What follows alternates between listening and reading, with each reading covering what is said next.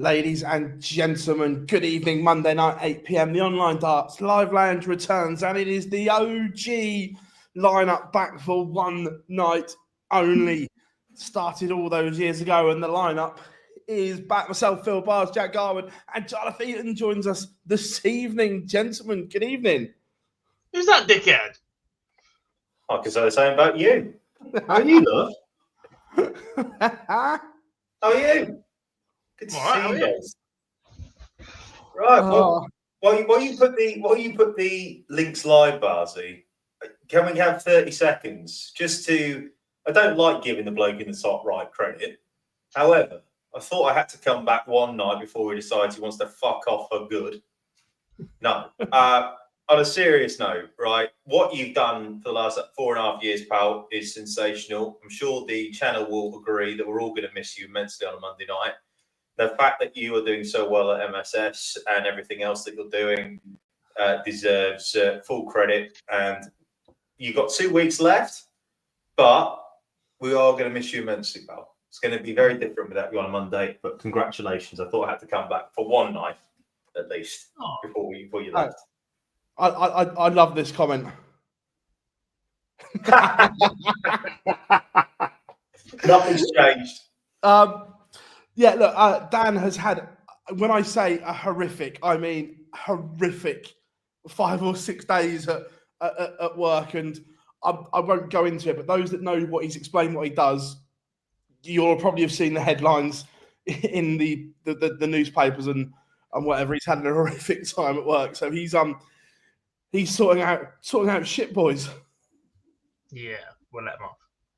Yeah, the scum are back out again before, so see. Don't get me started on them. Hasn't changed. 1 bit. Too early, Jack. The OG lineup returns. Evening, Dell, Malachi is in, Richard, Shelty, James, all boxed up, Bob, Felix, Nicholas, Maximus, Warren, Cameron, Matthew, Owen. How are we doing, Fraser? I hope you are good. Patty is in, Chris is in, Wayne, Marcus. I tell you what, it is rammed in the chat room. Connor, Daniel, Rob, how are we doing? They already scored. They already scored. To be fair, I should have put the bet on that Dan suggested, because he said get Jacob Murphy shots on target, and he scored. So congratulations. God, Lester and Bobbins. I've got him in my dream team, so I'll take that. Well done. Congratulations to you. But we do return, and it has been a busy old time, that is for sure. What a difference a week makes, gentlemen. Last week, no one gave Stephen Bunting a hope. We were questioning whether he'd win a game, let alone a week, and in the space of 4 days, he's won a Premier League night on the Euro Tour. Speak for yourself. I still believe. To be fair, I'll give you his credit. He did. Not the Bunting, not the bullet. Tell you what, Josh Pearson probably would have wanked himself into an early grave this week, wouldn't he? After what's happened this week. So, love you, Josh. To be fair, though, it was a weird night in. Yeah, it was a weird night in Berlin because for the first 2 legs, Bunting looked nervous as hell against Aspinall, and then literally went 2-0 up, and something just clicked in that opening game.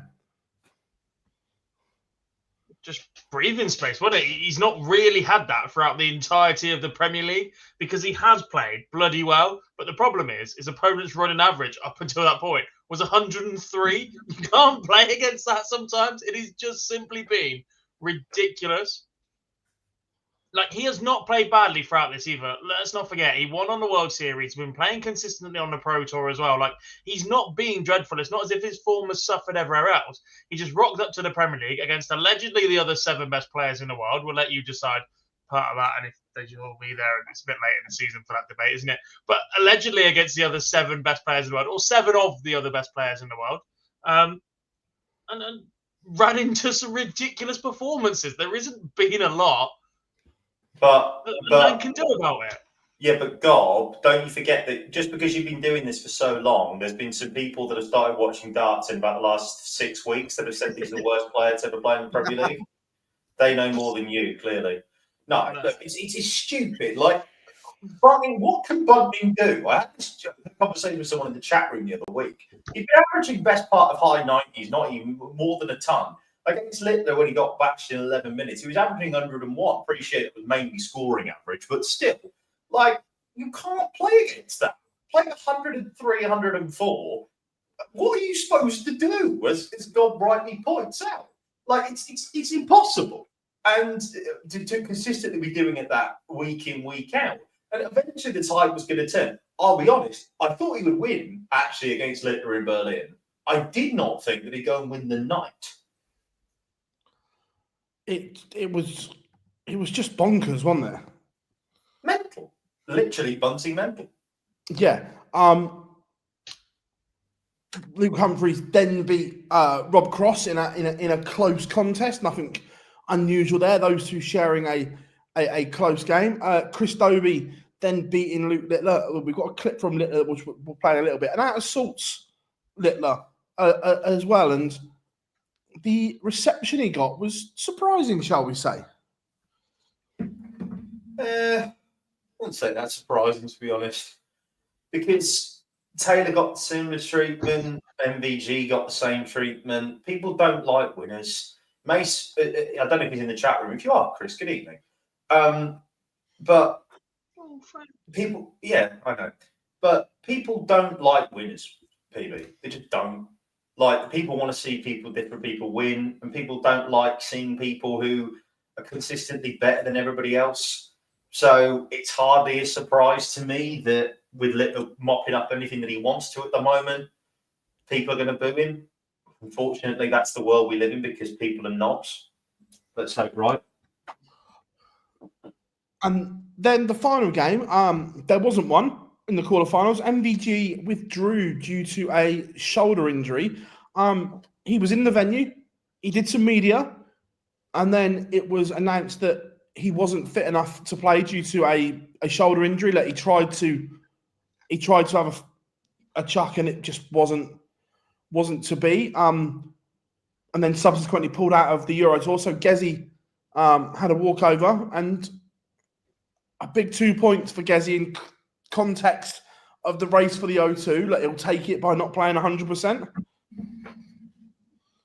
Yeah, look, you take anything you can give it in this Premier League when it's going to be as tight and competitive as it seems to be. Look, even Bunting's back in the equation now. If he goes and wins this week, suddenly that table gets very, very tight. I did say this last week in the chat room, by the way. Just going to say that. Evening, Mace. Up, you are good, buddy. Yeah, look. Cheers, Chris. I'm interested to see. Look, one, is Michael going to play tomorrow? He was on the original entry list. We haven't seen anything if he's fit to play tomorrow and Wednesday. Surely he won't play in those two. If the injury, because we all know that the Premier League is MVG's baby, right? Take the nonsense about it being, the second biggest tournament on the calendar away. We all know that tournament means so much to him. He's won it 7 times, for Christ's sake. If he can't play in a Premier League, especially in Berlin, where he will get decent support, surely he's not going to risk missing out on another week, potentially then miss out on the O2. Because if he loses, like God says, if he loses and doesn't play this week, then what do you do? Because you've had 2 weeks where you've got no points. The leg difference obviously gets a hit. Something's going to go wrong there. Well, he was on the original entry list, and we've heard nothing as of yet. Look, I am half expecting quite a big pullout from tomorrow from the original list. Yeah. 2 updates today: Tommy Lishman and Tom Sykes, which was for Mike De Decker and someone else. It wasn't MVG. Who tweeted it was a good day for gingers? It's always a good day for gingers. It is at the minute, pal. Jesus, where? Do you see the sun? I went for a walk earlier. I know. I've been walking this week. It's been horrendous. Can you not see yesterday walking around London? Shindiggity. Mace says, what happens if MVG and Cross don't play on Thursday night? My guess is, buddy, is Dobie and Aspen will receive buys, and the night is 2 games, sure. And you're pissed if you bought a ticket. I was going to say, and at that point, you are massively selling. Where is it? Manchester. Well, to be fair, that's another reason why you don't move from why you move from the MEN. Because look, there's no way that you can continue to play in the MEN and not go to the Cup. Like, there's no way the PDC don't move there at some point in the next couple of years. Well, they signed a new 5-year deal at the MEM last year, so it's there for another 4 years at least. Deals can be ripped up. You know what it's like. You remember who we're talking about here? Yeah. That's my thinking, Chris. Like, surely the PDC put 2 players on to play an exhibition of some sort. You would think so. They could have done it in Berlin. Both Max Hopp and Nico Springer were in the arena. That's only 1 game short, though. I don't think you matter too much for that. But when you're missing 2 players like that and you're going 2 quarterfinals, 2 semi-finals, and a final, especially as they're in the same half of the draw. Oh yeah, agreed. Because look, Cross was on the original list to play in the Pro Tour as well, so it'll be interesting to see if he's well enough to play. Aspinall's not playing. I expect Littler to play because he missed the Euro Tour. So I don't. Yeah, I don't. Well, he's entered. Well, yeah, but like, so I expect him. I expect him to play. I mean, there isn't a Euro Tour this weekend, is there? Because obviously it's exactly. Next weekend, Okay, yeah, fair enough. So I expect Littler to play. Price, God knows. Bunting, I don't think is in either, and I expect Humphreys to pull out as well after what he said the weekend, which we'll come on to shortly anyway. But yeah, look, it's interesting. Going back to Berlin, then Stephen Bunting, brilliant to beat Luke Humphreys. Price beating Doby. And then the final, up until this week, the final, and then onto the Euro Tour, I thought the whistling had been sorted out, and I thought the crowds have been genuinely very, very good. And then from the final in Berlin and in Riesa, they went back to being an absolute crock of shit. Do I just want to take the next few minutes off and give him his chance to rant? I've missed it. Fuck him. Like, I'm fed up with this shit. If the PDC wanted to do something about it, the PDC would be doing something about it. All I know is I gave Phil Bars an idea earlier that has been passed on to the appropriate people, and when it comes off, it will do wonders. Oh, it's very good. It's very good. Yeah, makes sure definitely not playing after your performance last week. Oh, I'm retired. 96 average and 112. Grow up. Oh, there we go. Definitely knows playing tomorrow, by the way. Confirmation. Yeah. The nuke is on the way down there. Yeah. I don't know if you guys saw it, but on the Euro Tour, they ruined the game between Gezi and Nathan, and literally ruined it. Now, I'm not fluent in German, right? Dankenton is about my limit. However, Philip Brzezinski has marched onto the stage at the end, parked the interview to start with, and it was like a war and peace rally cry. I haven't got a clue what he was saying, but he was giving them absolutely fucking barrels. Quite what you say. Yeah. Oh, it was incredible. I say, I'm not fluent in German, but I got the gist of it was shut the fuck up. Yeah, I was going to say, I think we can all work out with him basically saying you're a bunch of fucking dickheads, in all fairness. God, we're swearing a lot tonight. Sorry. It's a family show and all that. No, look, the thing is that, and this has been, like Gob said, it's been a problem for years. The PDC don't care, do they? Look, when you have a market, Alexandra Palace is the world's biggest Christmas piss up, and then you go, I mean, even Blackpool's come to it now. Blackpool used to be revered.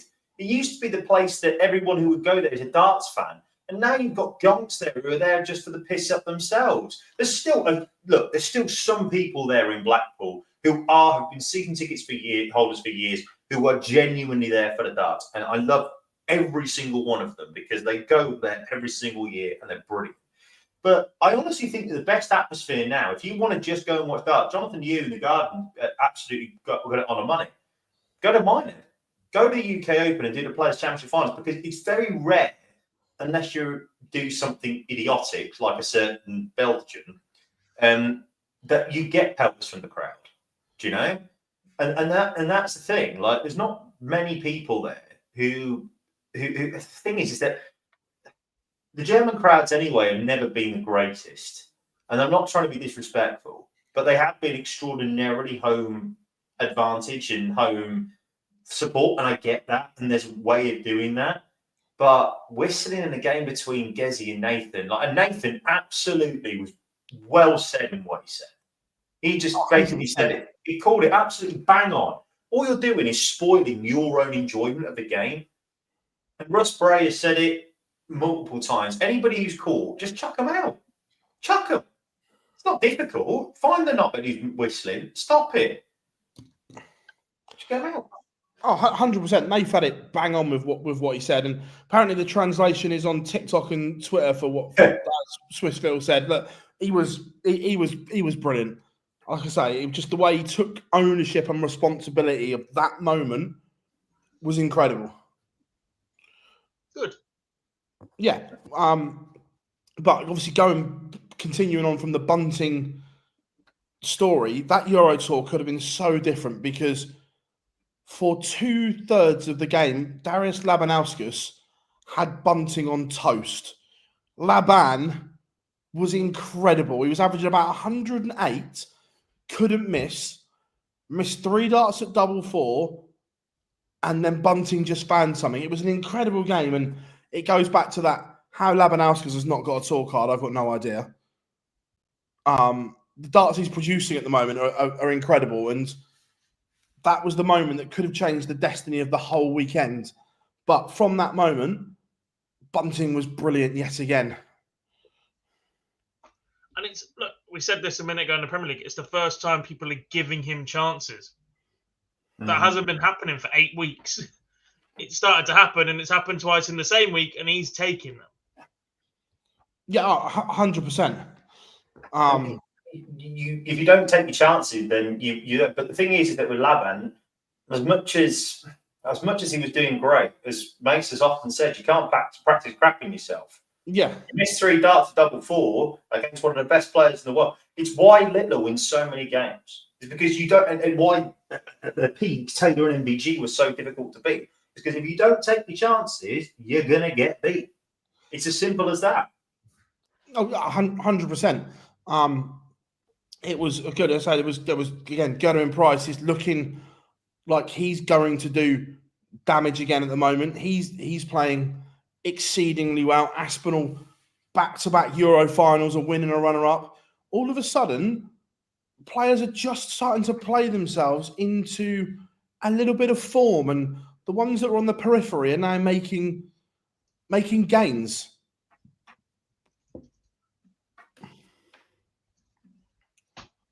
Indeed. But Bunting still believes he can go to the O2. And look, he probably needs at least a final this week as well, just so he's not over chasing in those final weeks. We've seen it in weeks gone by where you can do too much. We got a little clip to play from Bunts first from Thursday. Just pure elation. I didn't really know what to do, to be honest. I felt a bit for Gezi as well. There was a few boos in the crowd, and I tried to quiet them down. But listen, Gezi was the ultimate sportsman there. He come up, he gave me a hug. He said to me, well done, you deserve that after what you've gone through so far. And I think it's testament to my character as well. I've got a great team behind me, lovely family, great support. I feel it in every venue, and long may that continue, because they got me through that game today. Now he's world number 4. Yeah, I was about to say he is the new world number 4, which, off the back of winning the Euro Tour as well, he now has a buffer. That is an automatic invite to everything. It's not worrying about being selected, he is now guaranteed everything. Every World Series he will be offered. And I say offered because he's not going to look Australia.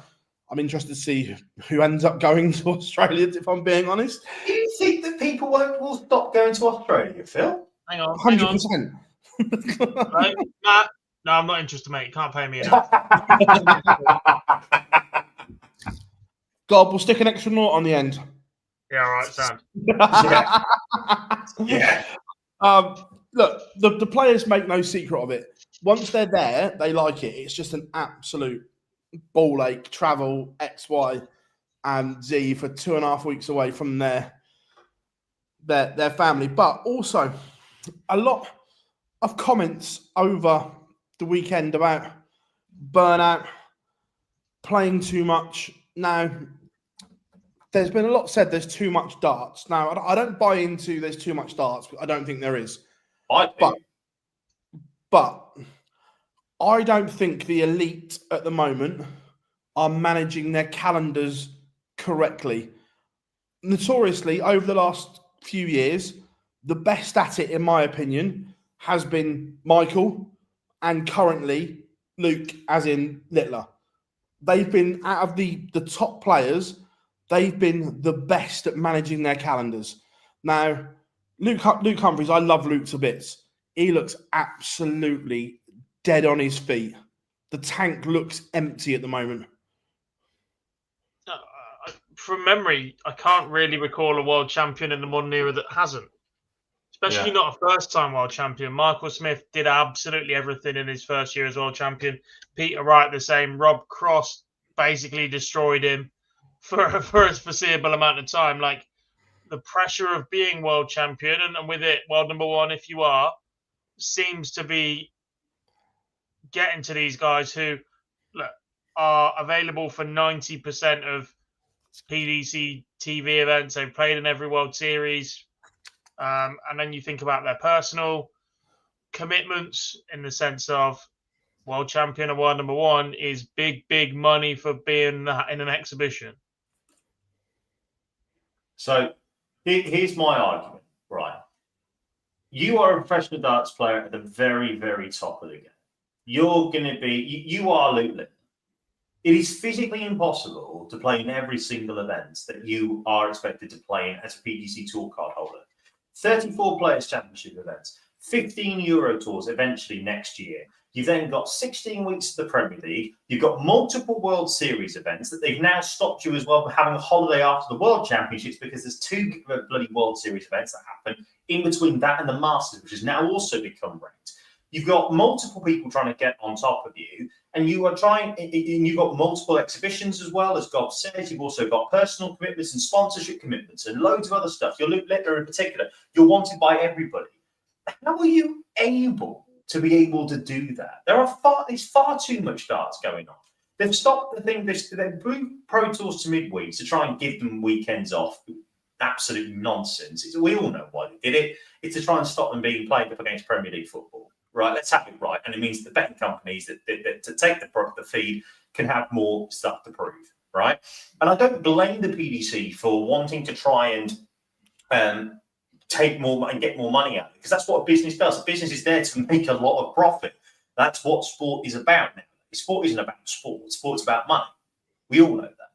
But it is physically impossible for anybody, especially at the very top of the game, to play in everything. Because if you said, say for example, right, you're Stephen Bunting. If the PDC offer you Australia or New Zealand and you say no, we all know what happens. You don't get an invite back.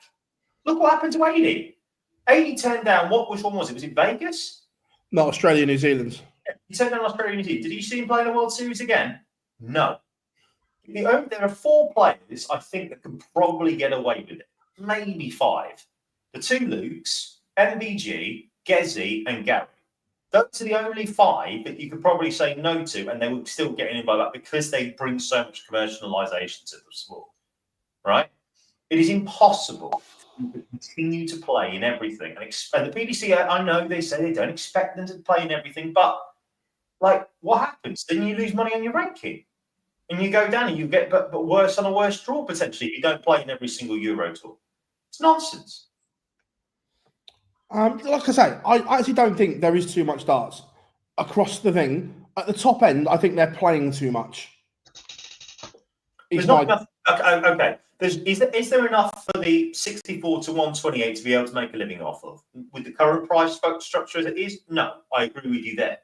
But to ask the top boys to potentially play in 15 Euro Tours, 34 Players Championships, multiple TV majors, and then non-ranked stuff throughout the time when they could be having time off, say, for example, in the match play, after the match play between the World Grand Prix, they've got 3 events in Australia and New Zealand. Yeah, after the World Championships and the Masters, before the Premier League, the grueling slog of the Premier League that it is in terms of travel, they've now scheduled 2 World Series events in a traditional time when it was acceptable to have time off. Nobody can go at 12 months a year. Another example of that, mate, is wrestling, isn't it? Right? And God, just you can tune out for this bit. but wrestlers, they don't go at it for 12 months, do they? They have a nice, a few weeks off here and there. Sometimes they're not scheduled on TV. They don't play, they don't participate in many big matches. There's time for them to be able to rest up if they need to and take time off when they need to. In darts, you ain't got that. There's none of them. And are you saying all boxers say stop doing exhibitions? You can't. As well, because there's sponsors agreements that comes back to it. There's also management company agreements that you have to do in order to get the money that you have been asked, that you've been promised by a management company. You sign that contract, and if you don't fulfil that, then there's problems for you there as well. And also, $100,000 a year in exhibitions without having to worry about winning a game is silly money, right? Because that's what a lot of the top boys are on as a minimum. Sound the Barney alarm here. Sound the Barney alarm. Okay. Look at what happened. Genuinely, look at what happened to Barney. The only reason that he is back on the tour is...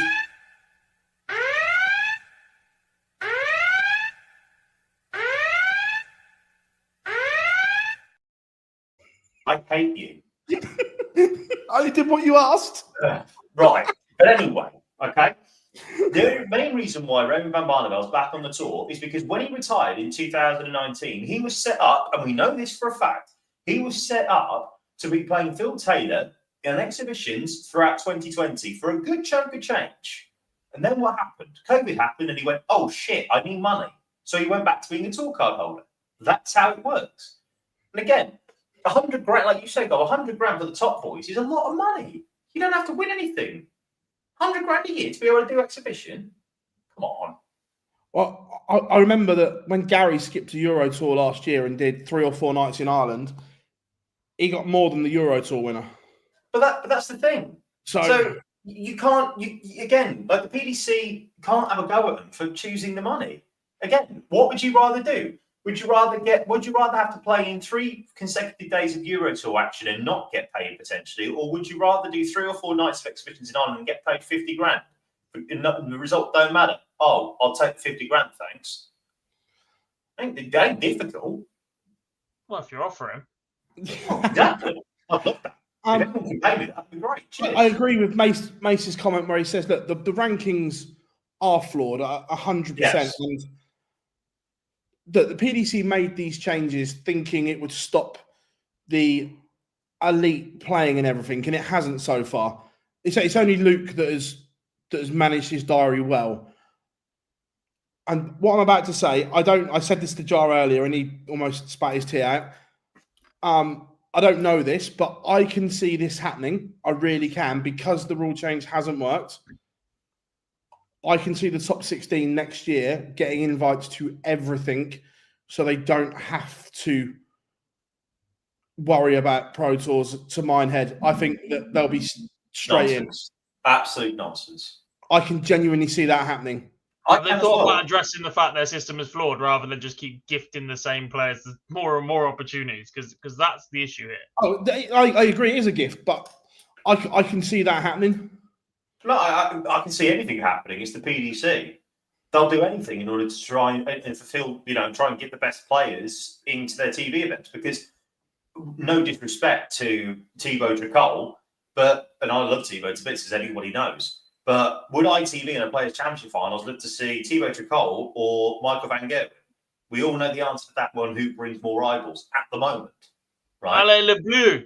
I agree. Allez le bleu. Vive la France. However, that's how it works. Ribbit. I'm with you, by the way, Gob. It shouldn't happen, and I hope it doesn't. However, this is the PDC we're talking about. Because the changes haven't worked. Everyone is still playing in too much. Yes, they're taking some Pro Tours off. But then what do they want them to do? You can't change the top 16 in order to guarantee themselves entry, and then the top 16. We then moan about Graz, don't we? Graz then comes along, and every fucker on the planet's pulling out of that, and then everybody in Austria is shortchanged and going, "Oh, well, I can't go watch my favourite player." Then the PDC can't then market it better next year, so they're going to change the subject again in order to try to protect their TV rights and the sponsors, which is fine. That's what they're accepted to do. It's a business, so they can't have it both ways. Either they kill some of the tournaments in order to give the players a rest, or they accept the fact that the players won't be at their potential, and they tell them they've got to play in everything. Or they stop the tournament. They should kill. What's that? Do you know what tournament they should kill? And it solves absolutely everything. The World Series? No, the Premier League. Well, it's not, though, is it? You ain't got to worry about these top 8 players being burned out, and the fact that during these first 10 weeks, where they need to make sure they've got enough money to be in Minehead, and then don't need to go back to the Player Champs, aren't travelling here, there, and everywhere, then you don't need to make the Euro Tour changes because they need time to get from Thursday night, Fridays, to get there Saturday afternoon instead of Fridays. Like, no Premier League solves all of this. Yeah, right, considering less money, but Sky already paid, so who gives a shit? Take it and run. Two things here. One, take it and run. Go on. Yeah, but 2 things here. One, Sky have paid on proviso that they're going to have 16 weeks of Premier League action to show their customers.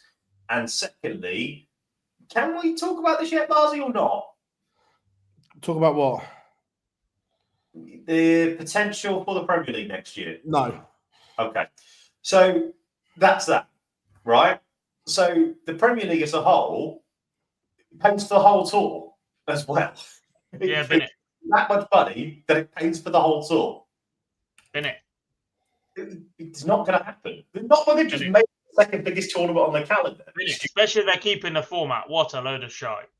Well, that was the other thing that came from the announcement, is it's staying at 8 next year. And the big thing is, as well, is that you might think that it's shite to watch on television, but clearly the fans are voting with their feet, and their feet currently are selling. Fans go and watch it regardless. Darts is booming. They want to see these players. It doesn't matter what format they're playing. They're there for a piss up and to sing fucking Green Light. Yeah, but the problem. Giving me that the tickets are sold out before the players are even announced. But they're not, though, are they? They are, though, aren't they? This year, the Premier League was sold out before. But that's because, well, look what's happened. They're guaranteed a winner.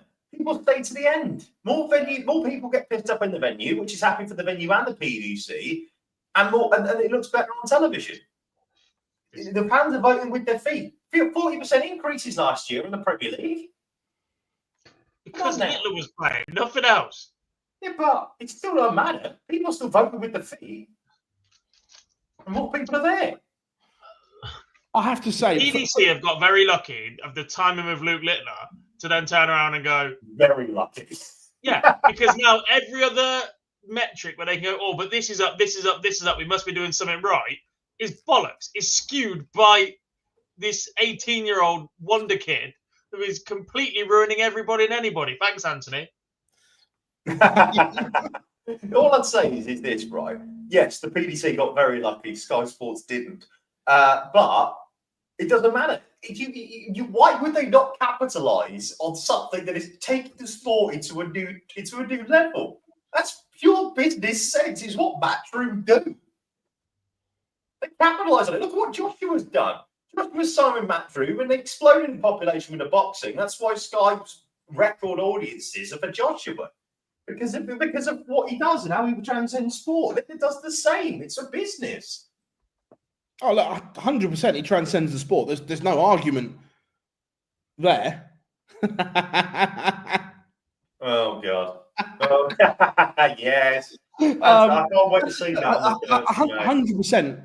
Look, Luke Littler was the worst thing possible for Sky at the time because it put a serious amount of noughts on that contract renewal. I'll tell you what. If Luke hadn't done what he done at the World Championships the year before last, correct.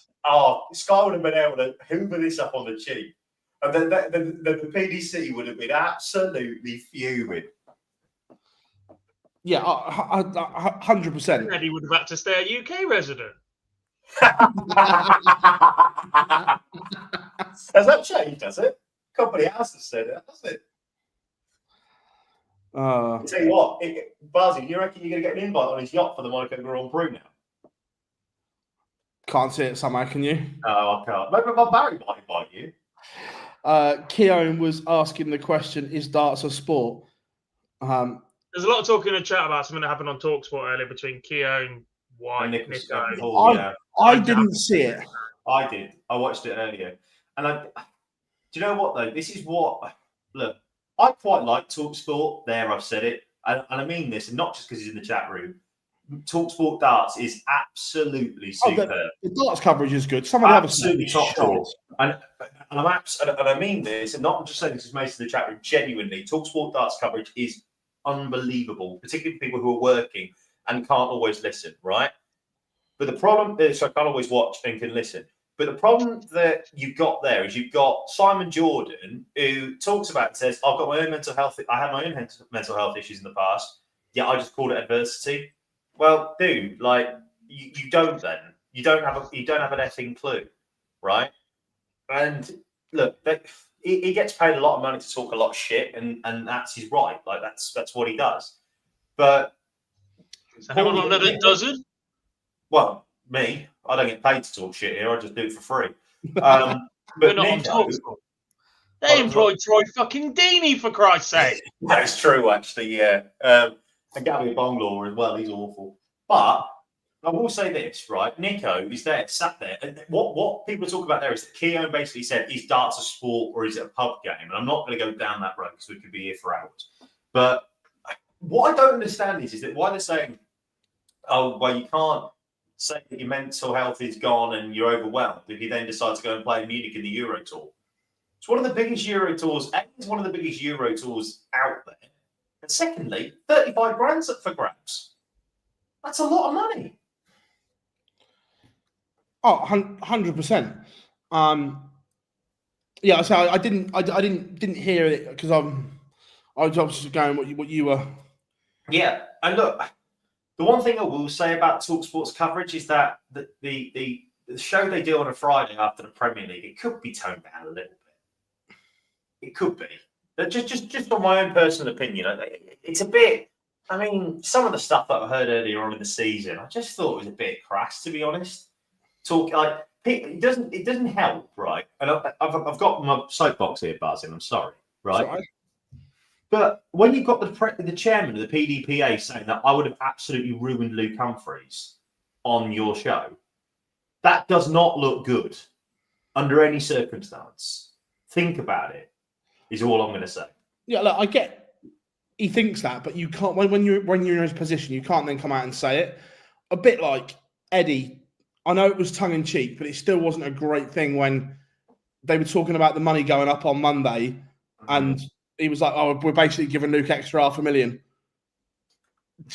Yeah, I get that. He doesn't look great from the PDC. It was funny, and we get it, but from the chairman to say that is not no. It's not a great look.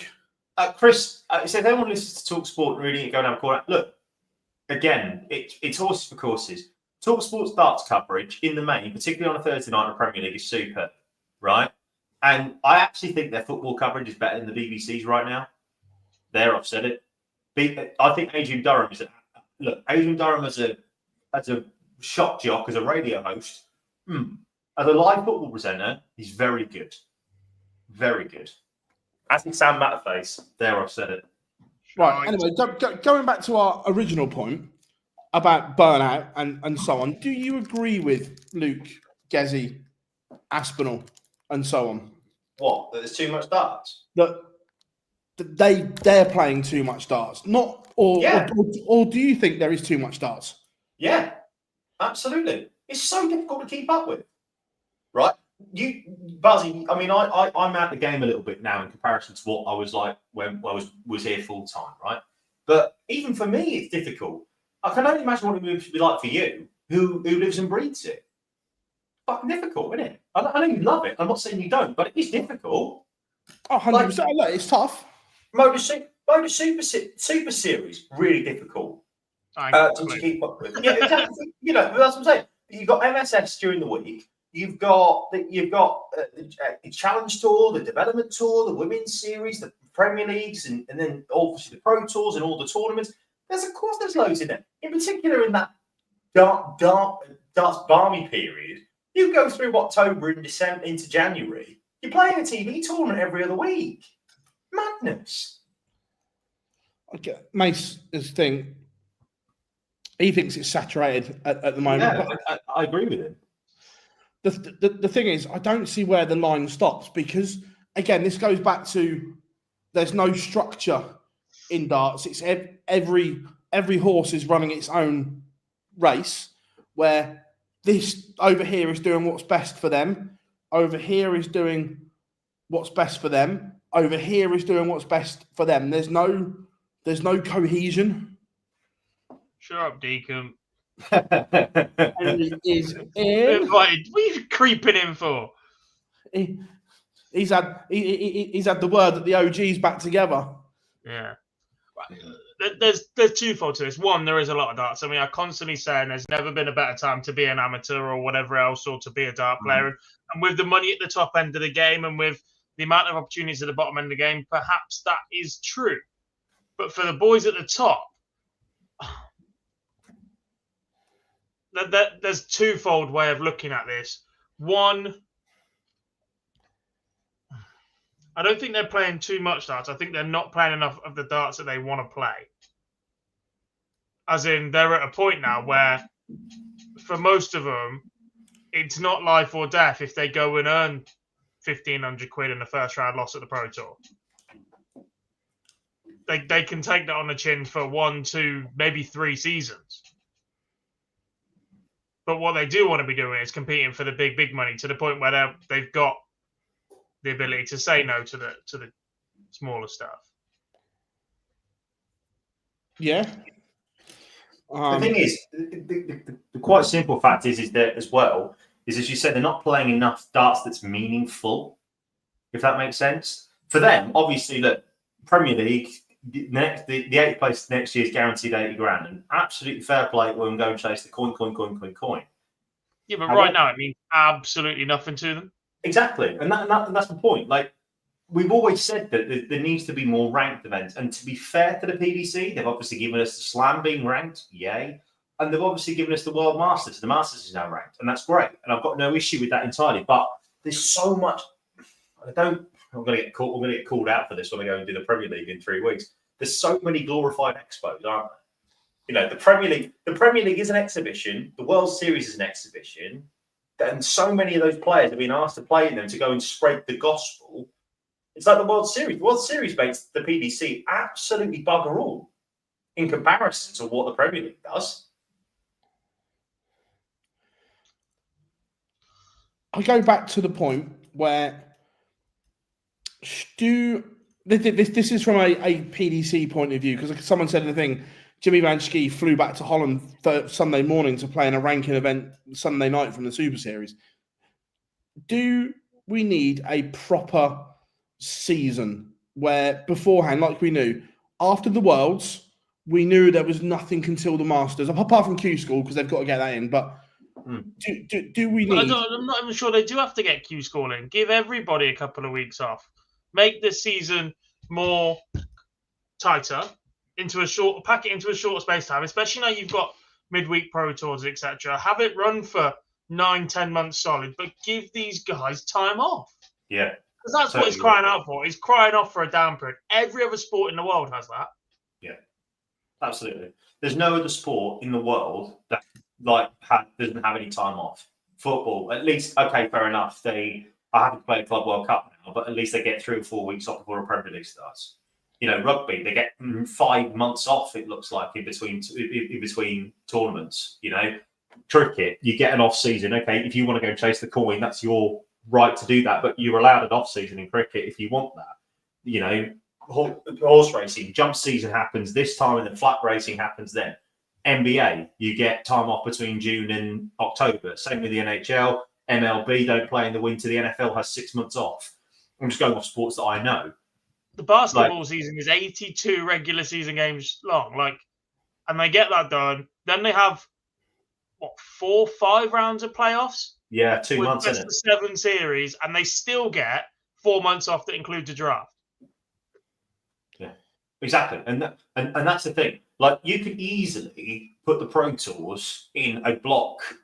You're putting this now in a season, and you're putting this on a midweek. You could easily just block off 3 weeks and go, right, for 3 weeks of that year, 3 weeks of that point, we're going to put all our Pro Tours in that space for the first 15 Pro Tours of the year. And that is your world match play race. Yeah. After the match play, you then have another 3-week period between September and October, and you go, right, these are the 3 weeks that we're going to have for our Pro Tours. You can play in them as many as you like. There's your 3 weeks, and after that point period, that's where we're going to say, that's your cut-off, that's the Players' Championship Finals. You don't need to spread it out across the whole season, across the whole year. And therefore, then that kills the half of it anyway. There is one issue with this. This relies on logic. Yeah. I saw a tweet earlier. I think it was from Jack Langston, actually. And Mason is saying a similar point.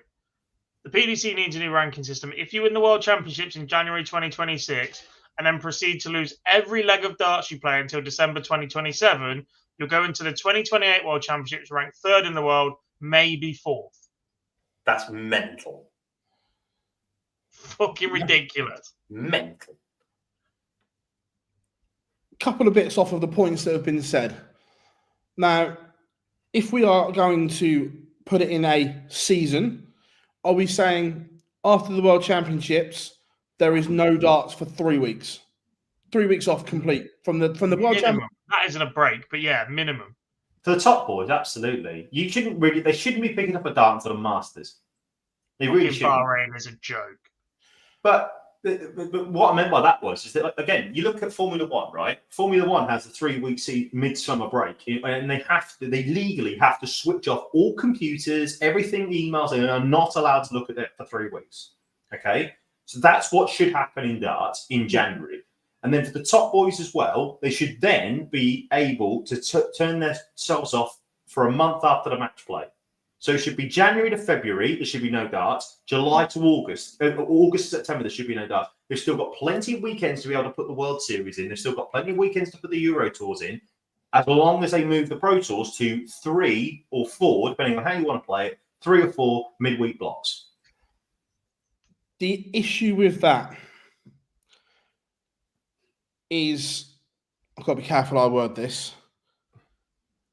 Putting that amount, don't want it all in that short space of time. They want it spread out over the year to pay for the Pro Tours. Yeah, I thought so. No, by putting that amount of darts in a short, congested time, with the preparation that dart players have to do to play at that optimum level, is a dangerous thing.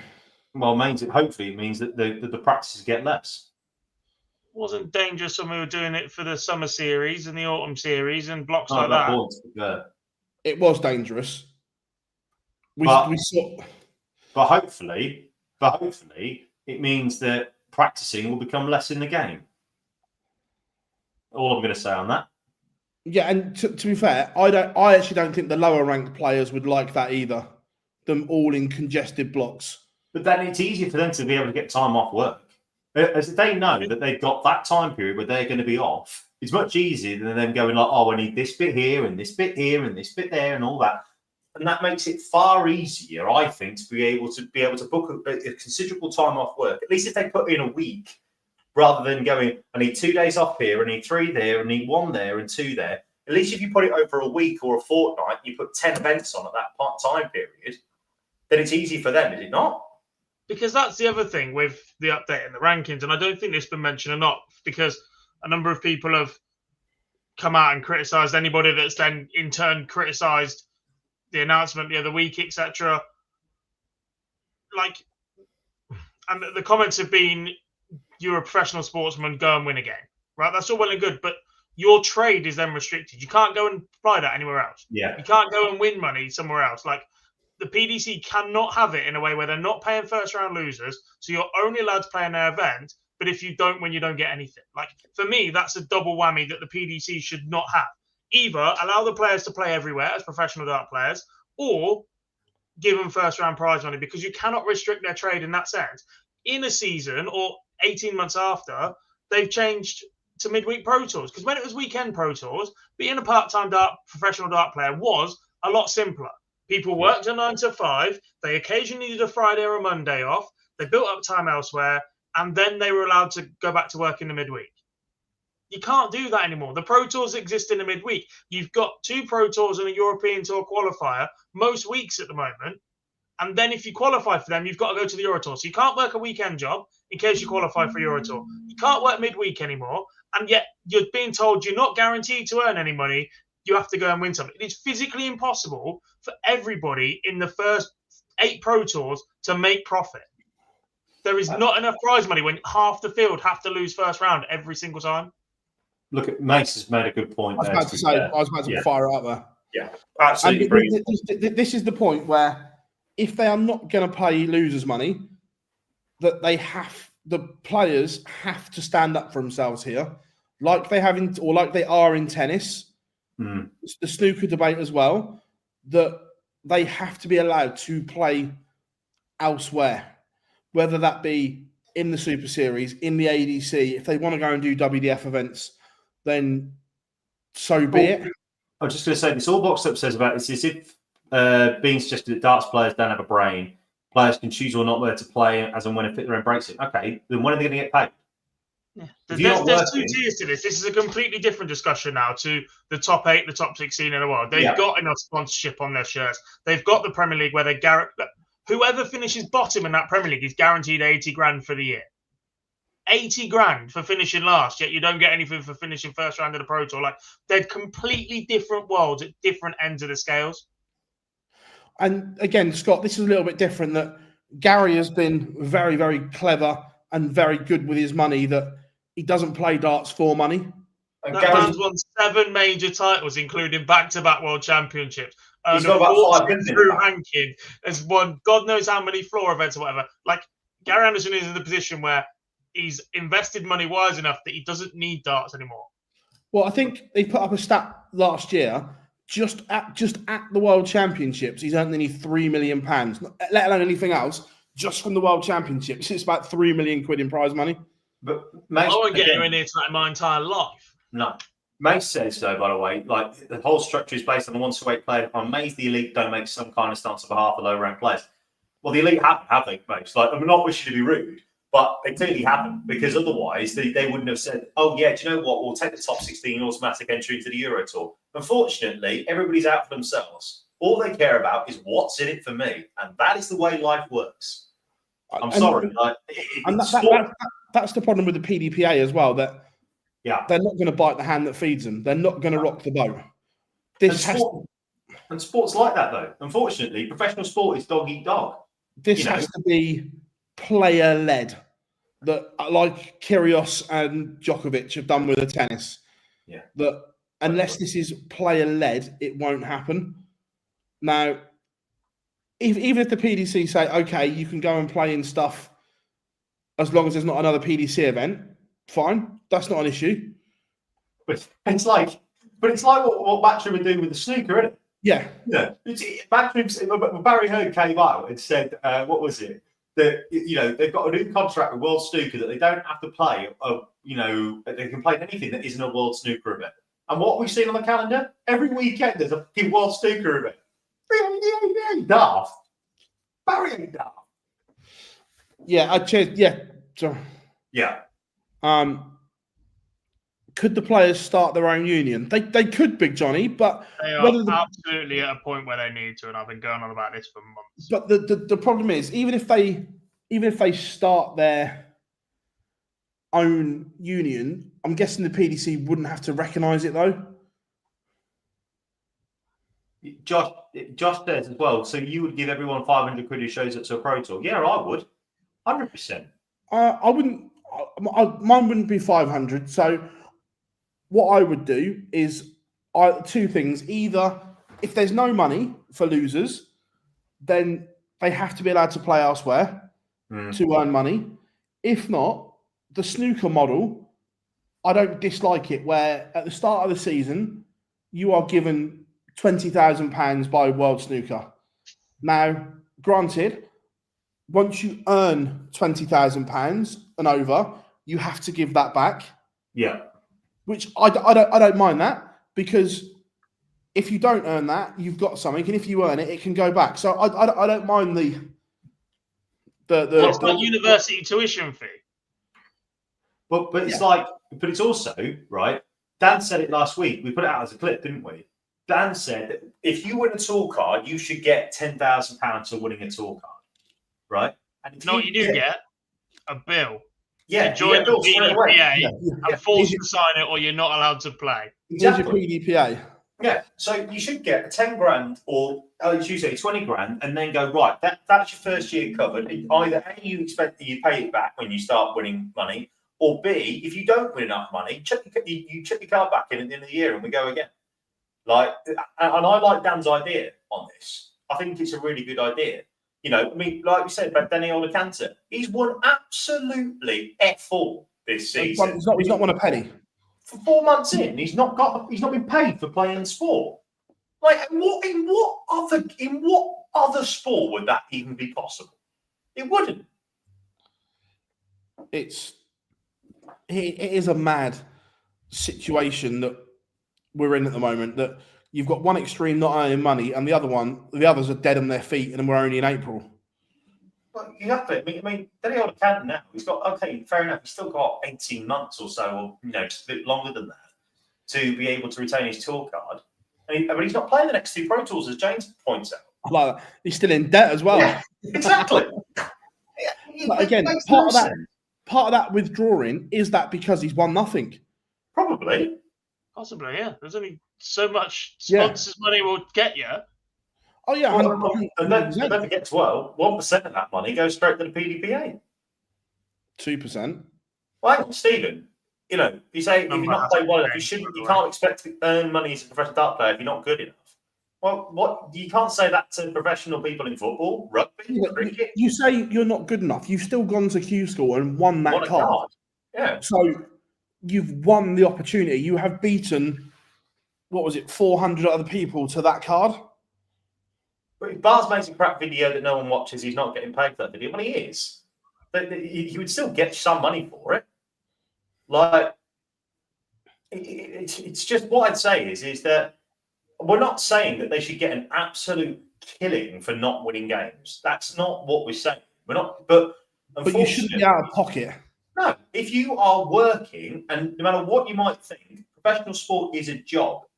If you are working, you should be paid for work. Simple as that.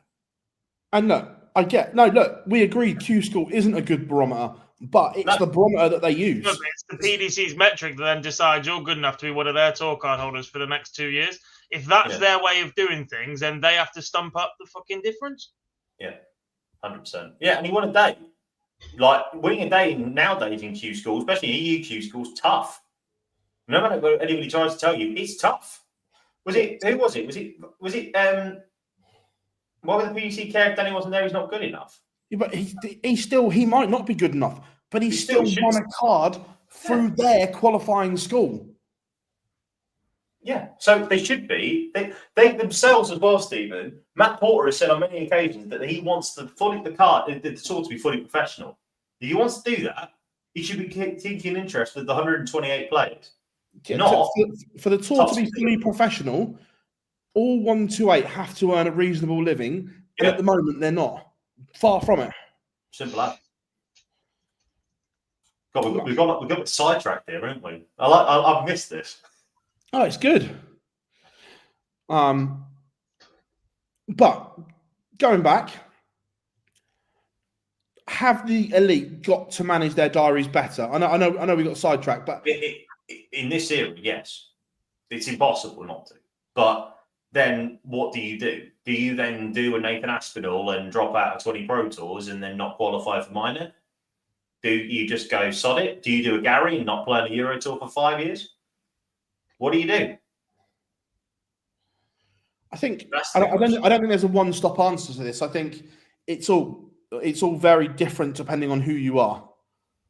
And that's again the issue that means nothing will get done about it, because there isn't a unified cause out there. There isn't a one-size-fits-all approach for all 128 tour card holders.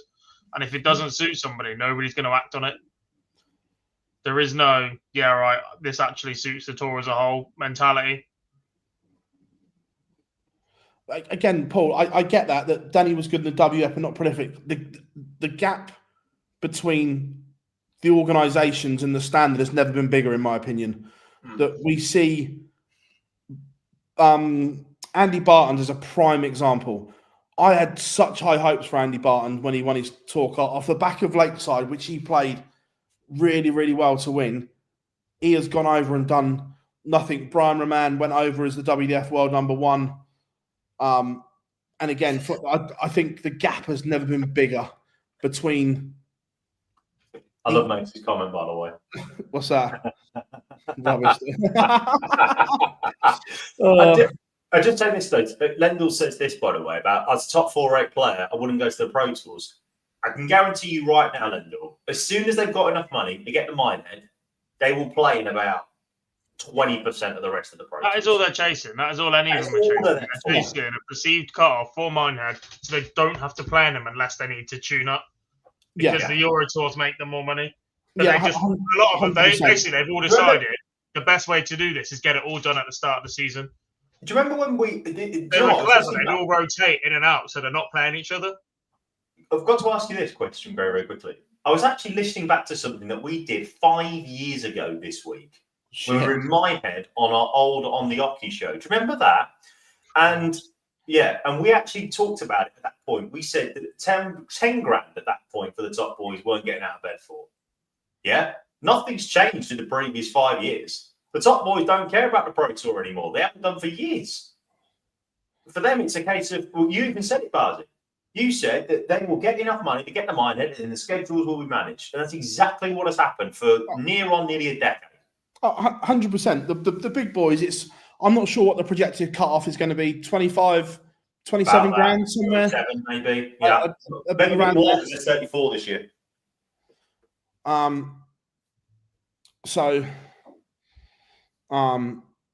Kessie likes cash games in Leicester. Likes Wolverhampton. Well, Aldersley Leisure Village. Yeah. It will just be that later on in the year, there will be a lot of opportunities on the Pro Tour. I agree. But at the beginning of the year, there's not. Because I think come the last 3 or 4 weekends or weekdays, whatever they are, it will be a ghost town in terms of the top players. It will be top-ups galore from the Challenge Tour and so on. The only way... When was the last time we had a full Pro Tour? Oh, God. Oh, that was years I can't remember. Not even COVID. COVID wasn't even the year when they did that. Pro Tour lost its feeling when they pulled out the Metrodome. Yes, Rob. The Pirate Thing Water Park needs to make a comeback. Someone else, I can't remember who else it was, all the sort of stuff that we were talking about. But the Pro Tour, the only way you're seeing the top boys past, I'm going to say September on the Pro Tour, is if they haven't got enough money for Minehead. Yeah, 100%. That's the only way. Past September. Anthony is in. How are we doing, my friend? Hope Texas is good. James says last year was 22K for 30 events. So 34 events should be 25. Yeah, so 27 to make sure. Win a Pro Tour, get to a final. Thanks very much. I'll see you in November. Goodbye. So with that, race for the Players' Championship final. Price is already there. So right now, Gary Anderson in 9th on 26 grand is already there. Rob Cross on 24 is almost there already. Yeah. Littler isn't there yet. Littler's on 16. He'll pick up 10 grand. Humphreys isn't there, but he'll pick up 10 grand. Luke will pick up 15 grand tomorrow, and then he'll be safe. Yeah. Is he going to pull out then, Anthony? Will they pull out on Wednesday if he wins? No, because Wednesday he's already told us he's going to play with the new darts. Ooh, is he? Yeah. You mean the ones that launch at 10:30 in the morning? Or look, conveniently, he'll be on streaming board 1 at midday. We did some media with Luke today, which I'm going to play the clip of in a minute. He's going to play over them on Wednesday, and if they go all right, he's going to play on Thursday as well. Target will be absolutely loving it. So yeah, it's interesting. Obviously, we've been talking about Pro Tours and off the back of the Euro Tour as well. Look, the match play isn't that far away now, and Michael Smith qualified. Michael Smith at one point was 10 grand behind. He's now only 3.5. He has cut the gap dramatically, Michael Smith, to the point now where he's in touching distance again. Barsley, like I say, Barsley, I just want to know if Brian Searle's qualified yet. Oh, it's a good question. We're going to go across to our ranking correspondents. Jack Garwood, has Ryan Searle qualified for the World Match Play yet? Is he dark green? On the topic of Michael Smith, he'd be the perfect call-up for Thursday night, by the way. Him versus Chizzy. I do not want to see an exhibition involving Dave Chisnell. Thank you very much. Best of 11. Michael Smith v Chizzy. They're both local-ish. Get them on. Sorry. No. No, I agree. For the venue, it would work. Yeah. But for anybody else, I agree. No, thanks. But is that a bit of an insult, especially for Michael Smith, though? We've dropped him from the Premier League. Former Premier League finalist. Former Premier League finalist. Go, crack on. Yeah, to be fair, Cullen for his walking out to Oasis in Manchester. Oh, that'd be tight. Haven't we picked enough players on walk-ons this year? Wadey's, hang on. Has Wadey come on the show now? Go fishing, here we go. But yeah, so yeah, Ryan Joyce just outside, Michael Smith just outside, and there's a whole cluster of players. William O'Connor has just started to play well. This little race could be interesting. Andrew Gilding had an incredible weekend in terms of his ranking for the match play and everything. Can we just say that the UK Open champion of 15 months ago, unless he does something absolutely remarkable, might not get in. I mean, the 19th player in the world on the rankings right now, and he is about 30 grand off the Pro Tour ranking. Right now, there's no way Dimitri goes to Blackpool. Absolutely no way. He's got to win a Pro Tour. It's as simple as that. Like, in order to try and get anywhere close to Rock. I don't think even winning a Pro Tour gets him in. Well, if he wins a Pro Tour, he would get up to 3, 8, 9, and then even 5 grand off Rock. So then he'd qualify in the top 16 of the main order of merit. But on the Pro Tour order of merit, he's absolutely bollocks unless he goes and does something truly remarkable. Oh, he's absolutely done. Injuries, obviously, Michael pulled out. With Aspinall is having running repairs. Repetitive strain injuries and just injuries in general have never been so high in the sport as what we're seeing at the moment. But darts players aren't playing too much. No comment. I nearly said something really bad then. I was like, no, not tonight. But as a sport, should there be medical facilities on site?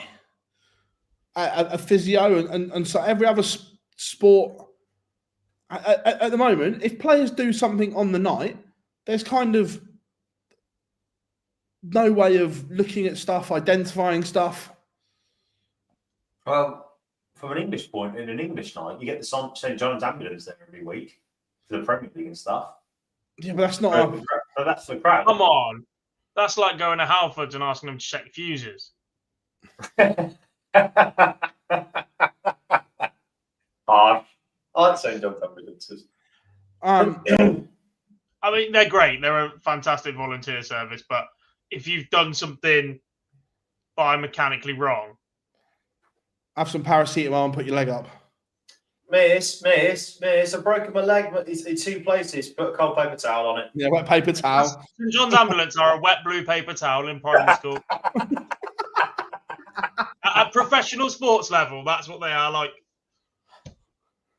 But look, They could potentially pay for it, the PDC, but I don't think it's going to make that much of a difference. Well, I'm not even saying the PDC. I'm talking about like the £1 million the PDPA's got in the bank could fund something. Well, and the fact that their share of 2% just went up significantly by an ingestion of prize money. Yeah, but that they didn't warrant the 2% they were getting anyway. But now there's fucking significantly more money going around. What are they doing with it? Yeah, but the PDPA then would actually have to do something rather than just be a cash cow for next player. Oh, sorry, did I say that out loud? To be fair, Mace has brought 2 good points up here. There's point 1. Again, for someone that knows all about that, 100% Mace, and then he's put physical and mental side of things aren't the PDC's priority. I agree.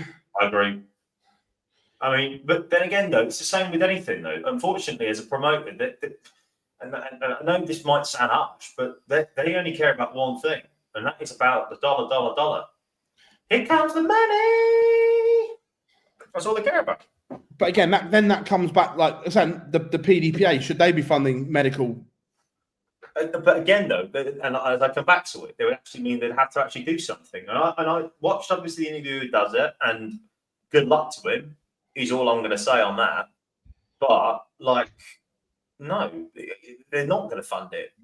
Because the chairman of the PDPA wants to prefer to go on a darts partner, on a darts station, on a major radio network, and says he'll back the world number 1.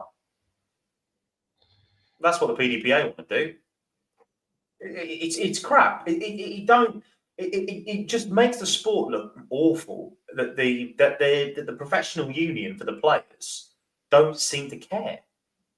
And Chris is right. Without players full out, you don't have a product. You have a significantly weaker product. He's absolutely bang on. This is what. And again, I'm not just saying this because he's in the chat room. This is why I love listening to him on a Thursday, because he makes some absolutely brilliant points. This is it. Look, the boom darts is in at the moment has never seen such a big boom. But is it almost happening too quickly? Too quickly for a promotional company? Yeah. If this was a governing body, they'd have to have legislations in place. They'd have to put safeguards in place, but they just don't seem to exist. They signpost to the PDPA who go, this is a lovely poster. Give them a phone call. Marcus. By the way, we've got a lovely number for an accountant who does 10% off for you. Marcus, PDC Company's house got released today and they made 13 million last year. Yeah, that might be another reason why a certain Mr. Edward Hearn has now moved to Monaco. Evening, Craig. Hope you are good. Yeah, but I'm going to get this in real big trouble, aren't I? I just thought about this. In 3 weeks' time in the Premier League, Dave's going to pull me aside and go, Hi, mate. Have a good one. Have a good one, buddy. Always a pleasure, my friend. Go well, Oh, for God's sake. Oh, dear. Oh, love that, mate. Turn or deny. Oh. The thing is that, like, again, the booming darts has happened, and look, fair play to them for taking advantage of it. They'd be stupid if they didn't, but at what cost does it actually do to the sport? That's my only concern. Like, because Littler's not going to be Littler's not going to be the shiny new toy forever. At some point, they're going to have to try and create a new. It's like WWE, isn't it? Cena's not going to be, was never going to be around forever. They had to try and create a new star, and eventually they found one in Cody. Darts has to have that new star. And what do they do then with the next one? I don't trust them to find this either. Because if they were, they'd already be forward planning for that moment, and I just feel like that isn't the case.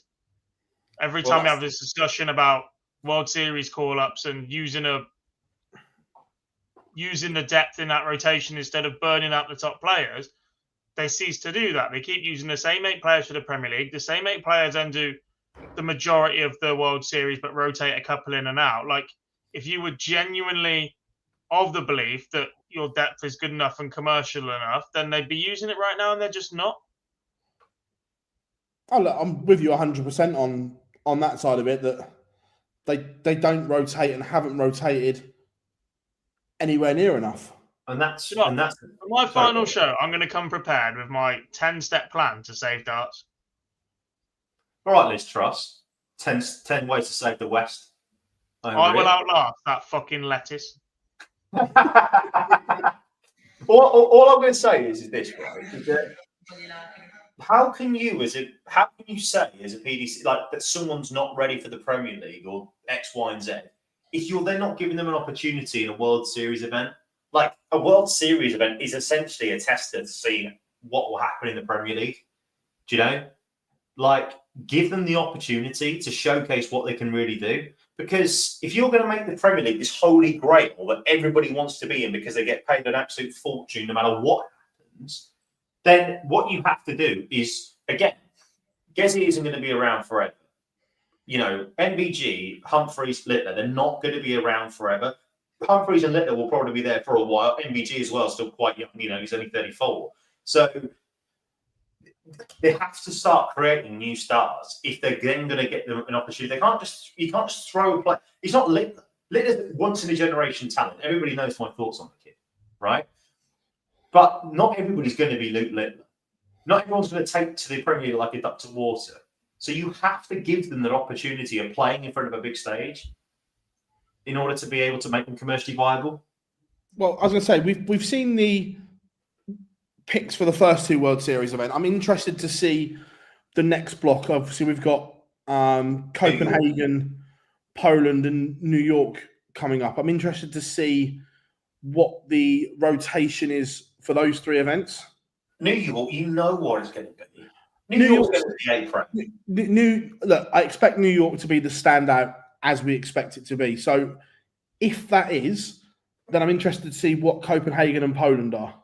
I imagine. Hey, Anthony. Have you booked a hotel in Copenhagen and Poland yet, Anthony? No, wrong Anthony. I know someone who could tell us the New York lineup. We've got both Anthony's in the chat, so why not? Look, the New York lineup will probably be the Premier League lineup. I don't think there's a no. The only possible change, and this isn't a dig at who I'm going to say, but because it's New York, I could see Peter Wright being put in there. In my because of so who finishes 8th? So because if Bunting finishes 8th, he's in the top 4. So on that thing, it's just in terms of viability, it would probably be Dobie.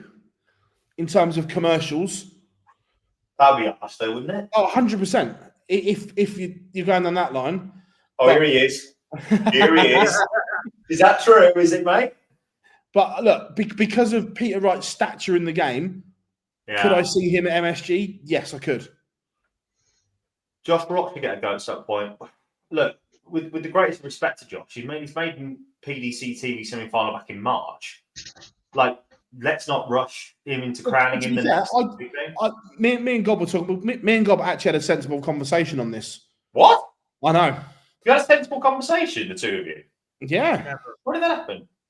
But, like we say, for these World Series events, you have 4 of the top boys in, and then you rotate your Josh Rocks, your Ross Smiths, your Mike DeDeckers, and so on around them. So you say, right, Littler, Bunting, Cross are going here, and you're going with them. For the next one, you 3 are missing, you 3 are going. And then as well, sorry to just jump on this, is that what that means then is that you don't have to invite the world and his dog for the World Series of Darts finals because you actually have a proper order of merit. You don't need a World Series Darts qualifier. And if these boys are getting one shot, they're going to go there to try and win it because those 8-10 points, whatever it is, are crucial. And obviously, as well, it means that, we talked about this earlier, it gives the top boys a chance to have a rest. Win-win. With you. Marcus, 2 things of this. 1, the top 4 would include Littler and MVG at the minute. And 2, this whole, all the fans will be gutted if they miss out on one specific player, so we have to keep inviting the same 8. It's wearing a bit thin with me. And to be fair, MVG's not been to Australia for what now, 4 years? Yeah. The only sport I've actually seen this make a difference in is in MLS where Messi didn't play against the team of the week, so they refunded all the fans, which was a load of shit anyway. Yeah, but that's America, isn't it? Just Yeah. that's what. No disrespect, Anthony, but that's what the Yanks are like, aren't they? If you're not seeing your expectation, yeah. Commercial viability. No, but Chris always says that most darts fans have seen MVG, Luke, etc. multiple times by now. But if you're actually going in the venue in, say, Australia or New Zealand, you're not seeing them, which is a big draw. It is like, I get what you're saying, Gob, but it is for people who don't have the opportunity regularly. So anybody in Europe, I don't have any sympathy because you can get on a flight anywhere. But if you're in America and if you're in Australia, I do have some sympathy if your favourite darts player doesn't come, because that is realistically the only chance that you're going to get to see them. But if you're in Europe, no sympathy whatsoever. Get on the flight. That ain't difficult. Can I say something really controversial? Go for it. Doesn't matter who's there. If you're that desperate to see them, you'll get a better viewing experience on the telly. Your life will not be changed by being in the venue, getting pissed up with the speakers on are too loud and too many other people around you. You can put a fucking tent up in your shed, get some speakers out, whack them up full volume and crack a couple of cans and you'll get exactly the same experience. And if you want to get a proper experience, go to the Euro Tour, because that's where you get to hear the Euro Tour DJ. So No, it's an interesting one. I'm interested to see. All darts is a piss up, Josh. From a fan in the crowd point of view, all darts is a piss up. That's all it is. Yeah. Next stop on the travelling circus is the AO Arena. It's not the AO Arena. Don't even start. It's the MEN. It will always be the MEN. Grow up. It's the same way with the NIA. It's not the utility arena. It's the NIA. Grow up, the lot of you. Pisses me off no end. It really does. It boils my piss. Before we look at the games, the table is as follows. Luke Littler is top of the table and will be going to the O2.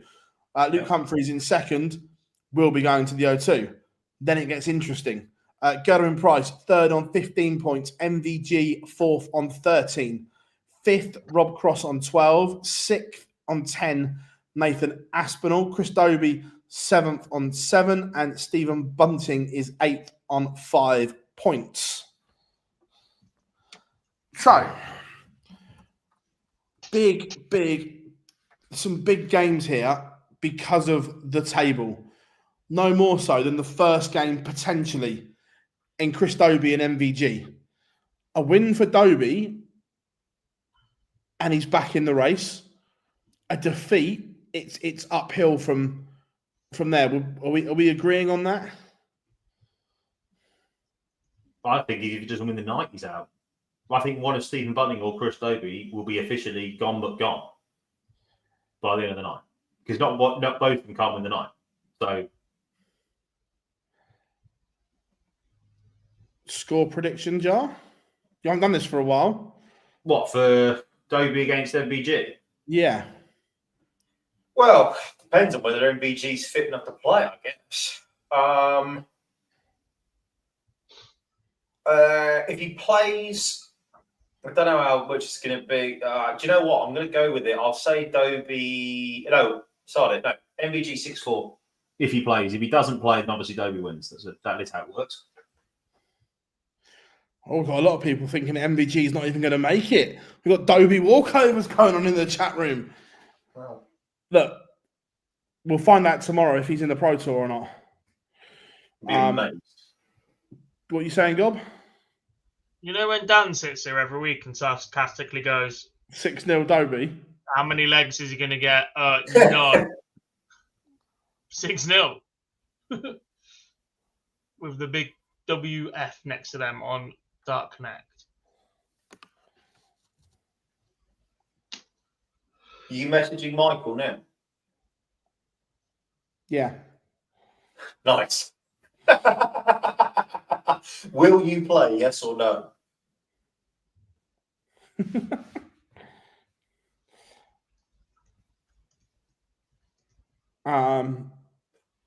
I will be there. We will be there. We will be there. Who are you saying? Gob, sorry. He's gone for a walkover. I'm going Dobie win based on MVG. I think he plays, but I'm not sure how fit he is. 6-3 Chris Dobie. Nathan Aspinall against Rob Cross.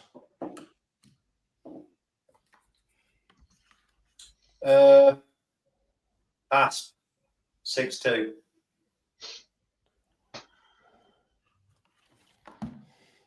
Gob? Cross 6-4.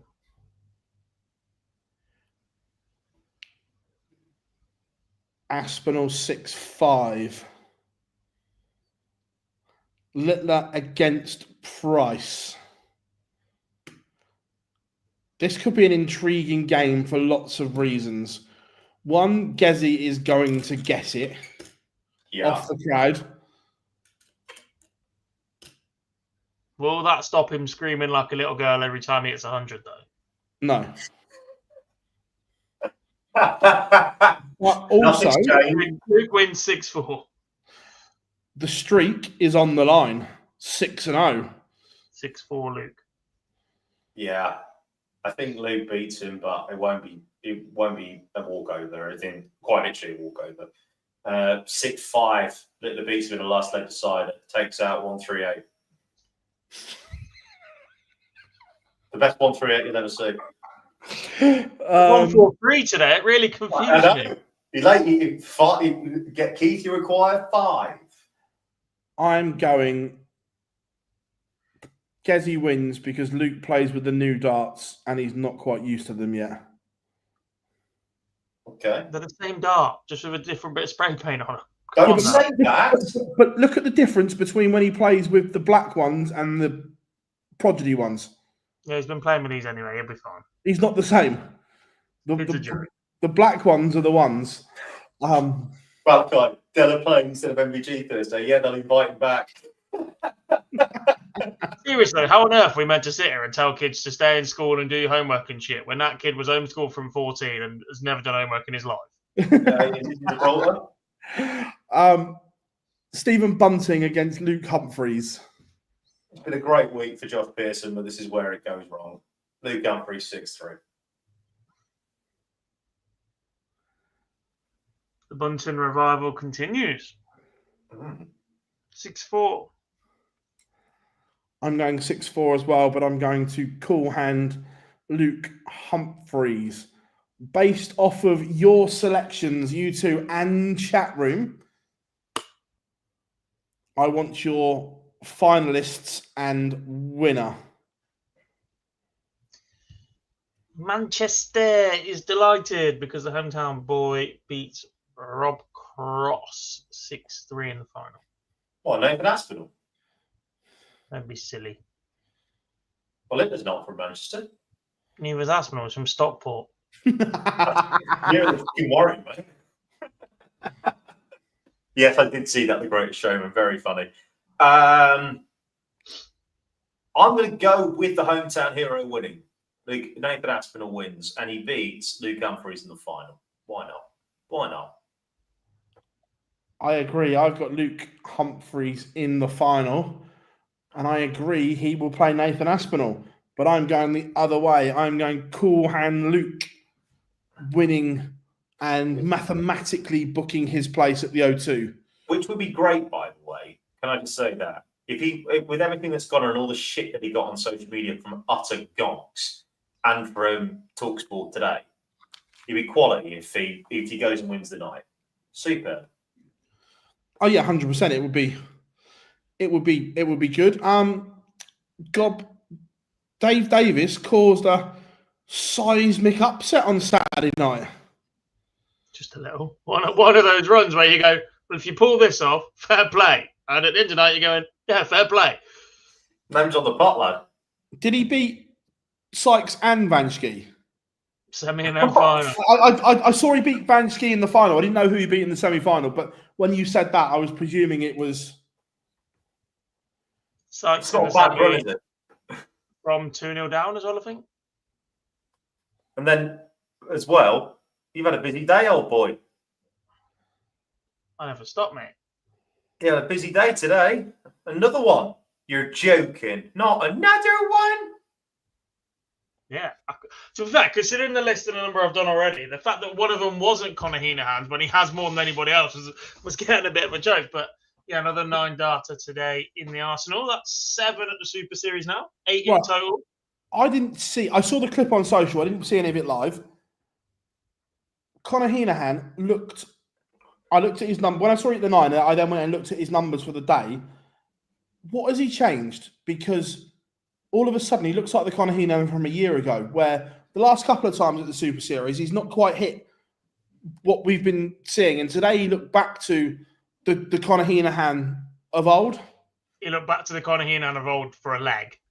There were still a lot of moments today where he struggled. The 9 came out of nowhere and then disappeared again very, very quickly. There was less lateral movement in the darts. There was less 5 and 1s, it felt like that, but he was still up against it a fair bit today. There's still work to be done for Conor, I think, and he'll be the first to admit that. Look, he's got the type of throw he's got. It is super aggressive. But I saw the averages look better. I didn't see the games. I just saw the averages, and they looked better. Or have the averages masked the issue still a little bit? I think it was definitely better than the last time I saw Conor play there, but there is still work to be done for him. Yeah, no, it's interesting because he has all the ability in the world. Mm-hmm. Yeah. So that was Conor's 4th stream. It was my 8th in total. I did 1 in an exhibition, and bizarrely, half of those 9 darters, David Evans has been in the room for. Really? It was at the exhibition, my very first one, when Kyle hit one at the Royal George pub in Todmorden. Then the day that Lee Cox hit one and Tommy Lishman hit one, back-to-back games. Evans played against Lishman in that second game. And then he was in the Group A today when Conor's hit one. So of the 8, 4 of them, David Evans has been in the building. Fairs. The 9 dart magnet. Yeah. In fact, the fact you've already called out in your time, that's not bad going. Yeah, 7 on the Super Series. I did 3 in 33 days when I first started. It's been a long time since I've had one, to be fair. The last one was Mason Whitlock's. It's been a few months since you've had one there full stop, to be fair. Adam Mole was the last one before Christmas. But as of Friday next week, game number 3, I think it is, if I've done the maths right, I will have refed more games than anybody else at the Super Series. I will have caught Owen Binks next week. Interesting. We talked about the interview that Eddie did last week. It was with the Stomping Ground. Now, I'm not sure if he's phrased it wrong or if he's done a Luke Humphreys and let something slip. Because it was they were talking about the prize money and so on, and he was joking around. And his words were, "We've moved the World Championships." Now, are we talking, or is he talking money, or do we think he's accidentally let something slip? Well, they were obviously going to move it, weren't they? At some point, it will move, yeah. But like when we did the interview with Barry, what was it, 8 weeks ago? there was no deal in place. Now, has Eddie just phrased it poorly, and he's talking about we moved the World Championships in terms of the money? No. I read that as he's moved the time period of the World Championships rather than actually moved it from Alexandra Palace. Like I say, it was a comment, but almost like Luke Humphreys, where he let slip what the announcement that was coming. The only reason why I say that is because do you remember when we were talking about it and when Bazza let it out on TalkSport, he said that we're going to get an extra 4 days worth of play and 8 sessions in order to fill the 128. I think what they're going to say is that basically throughout the entire month of December is going to be the World Championships. That's what I read. The calculations, it's going to start on the 10th. Yeah. So it's an extra 4 days. I think that's what he's getting at. Possibly. Like I said, it was just the terminology was an interesting one. I mean, don't be wrong. I want to move from Ali Pali. I've always said that. I've said that for a while. It ain't fit for purpose anymore.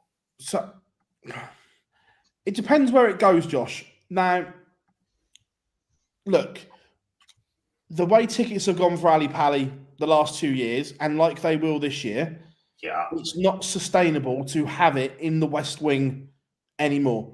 It just physically doesn't hold enough tickets, unfortunately. Look, if they could, or if Ali Pali would spend the money to make the Grand Hall fit for purpose, it could work. Look, I'm not a structural engineer or whatever. I don't know how much it would cost and so on to get the Grand Hall up. Plus, as well, sorry to say, it's a grade 2 listed building, I think. So that means that it can't get moved around. No, repairs have to be like for like and so on. And, yeah, that's what I mean. Yeah. Yeah, so you can't just go and whack a new double glazed window in. Yeah. Now, if that can't be repaired, it is with a heavy heart because Ali Pali is special. It's going to have to move. It's a case of where it moves to. But there's one place, easy, the XL. It's absolutely fit for purpose. There's multiple halls in there. Multiple halls where you can fit 5,000 to 6,000 in, which is exactly the right amount of people that you'd have for a BDC event. There's multiple halls where you can put the VIPs in order to move them across the halls. There's also multiple places for the media, because the media room at Ali Pali for us is far too small, I think, because of the amount of interest the worlds get. You work in there a lot more than I do, Barzi, but I always felt that. And there's enough room for the players to be shepherded away and all that sort of stuff. The XL is perfect. The only annoying thing about it is that if you're trying to get to it, the only real place you can get to it is on the DLR. And there's not that many pubs about. Not like if you go to Ali Pali and you go into Wood Green, where there's a few pubs on the way. That's the only thing that is a bit shit. But as a venue, the XL is absolutely perfect right now. They should hold it, in my opinion, in Wembley Arena, because that is exactly where it should go. But there is no way they're going to be selling out 10,000 for Wembley Arena every night. Astronomical. Yeah. And just a quick look, there is no way the World Championship can go to the O2 this year. Yeah. I've just had a look at the calendar. On the 10th, we've got Mumford and Sons until the 12th. Then we got Pete Tonga B for Classics on the 12th and 13th. A bit of Jamiroquai on the 14th. What about the Indigo? 17th and 18th of Madness on the 20th. What about the Indigo? Greatest venue for darts in the world. The home of world darts. The place the PDO died. Well, the PDO died long before that.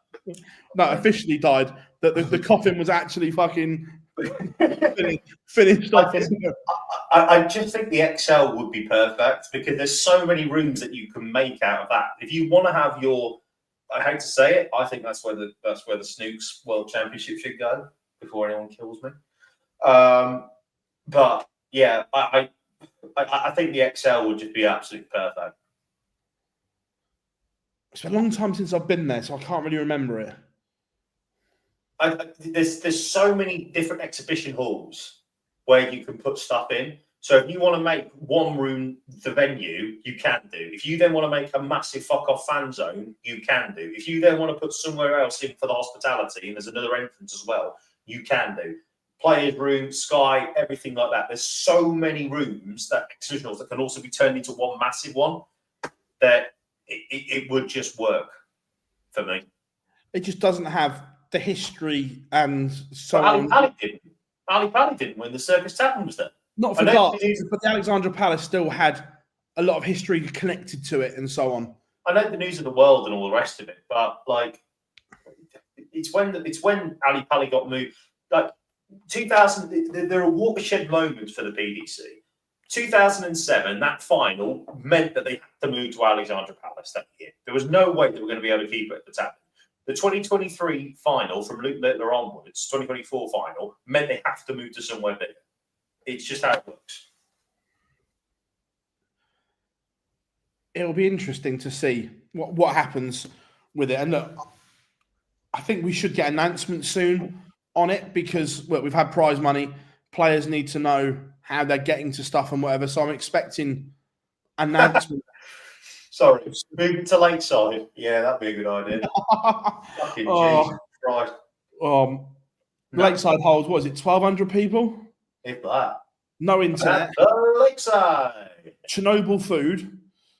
Chernobyl hotel as well. Once the wheel's done, the WDF are fucked. Well, it'd be interesting. I asked this question on the chat room at the weekend. There are strong rumours going around that this could be the last WDF event at Lakeside this coming year, due to the wheel being sorted out and so on. If and when the WDF cannot use Lakeside anymore, in you two guys' opinion, I know like Rob answered it the other day, do you think that then is a massive blow to the WDF? Does it still have the same pull and appeal without Lakeside? Depends on their prize fund, doesn't it? Personally, I'd take it to Wales and put it in Western-super-Mare.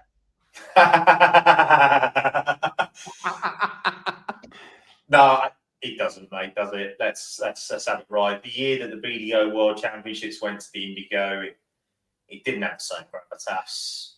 Lakeside, I mean, I've never been. I'm not sure I want to go. Gob's obviously No, you've got to go.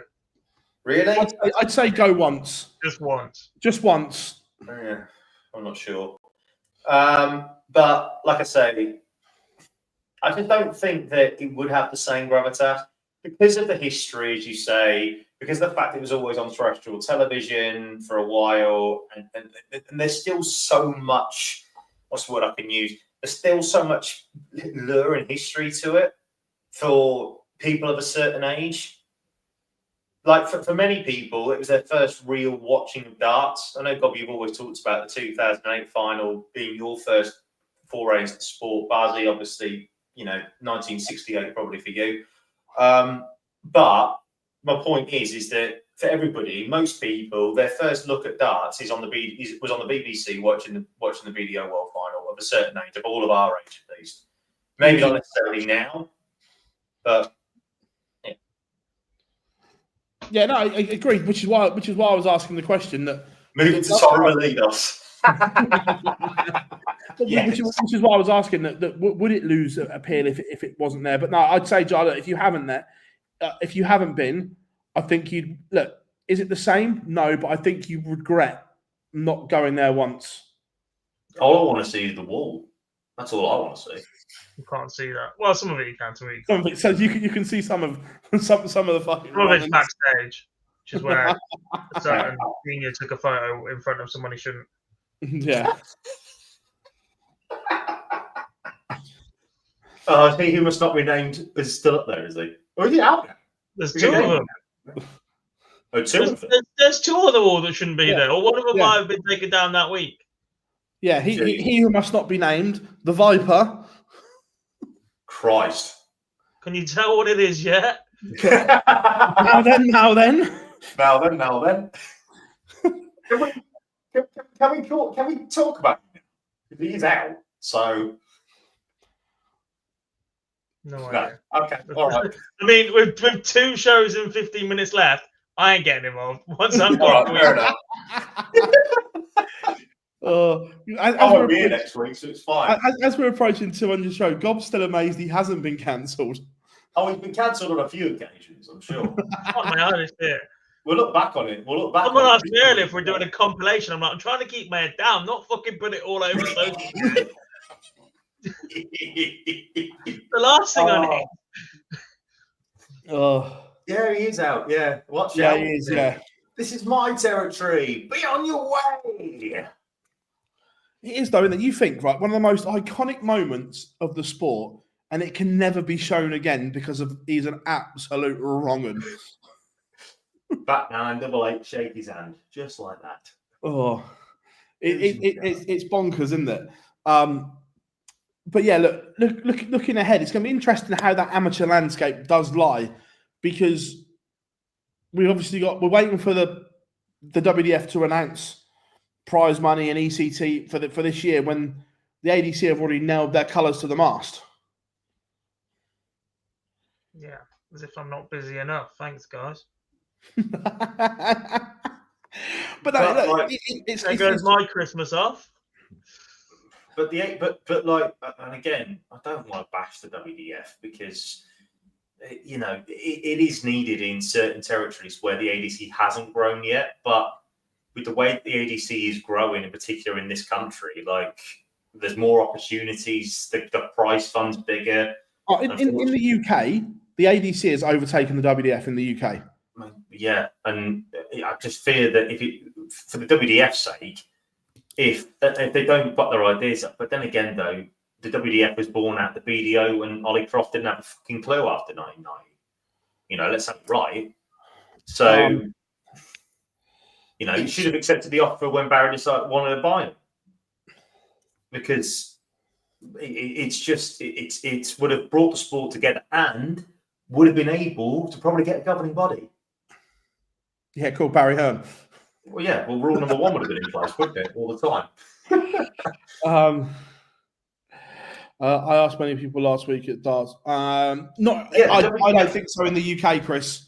The WDF is probably a bigger brand name, but in terms of the prize fund, in terms of the events, and in terms of everything else that's going on, it's quite in terms of people playing in events, not for me. I think worldwide still, and Europe, debatable. But in the UK, for me, it's the other way. You're going to the Barden Premier League, Johnny.